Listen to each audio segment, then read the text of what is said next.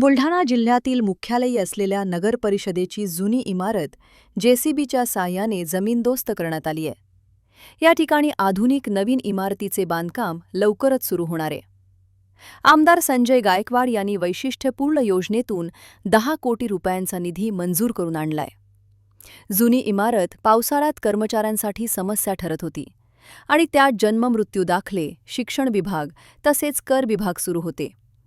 नवीन इमारतीत अध्यक्ष आणि मुख्याधिकारी यांचे कक्ष, मीटिंग हॉल आणि इतर विभागांसाठी जागा राहणार असल्याची माहिती मुख्याधिकारी गणेश पांडे यांनी दिली आहे. ही नवीन सुविधा नागरिकांना चांगली सेवा देण्यासाठी उपयुक्त ठरेल. संविधान न्यूज, बुलढाणा.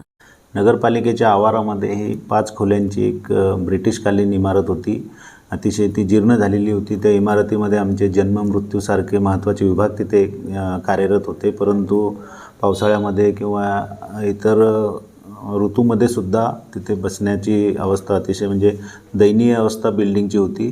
माननीय आमदार महोदयांनी वैशिष्ट्यपूर्ण योजनेतून नगरपालिकेच्या इमारतीसाठी 10 कोटी रुपये मंजूर करून दिलेत. त्यामध्ये सर्व अध्यक्षांचे, मुख्याधिकाऱ्यांचे चेंबर, नंतर वेगवेगळे विभाग, त्यांच्यासाठी हॉल, मीटिंग हॉल असे सगळी प्रशस्त अशी इमारत तिथे प्रस्तावित आहे. त्यासाठी हे डिसमेंटल करणे सुरू आहे.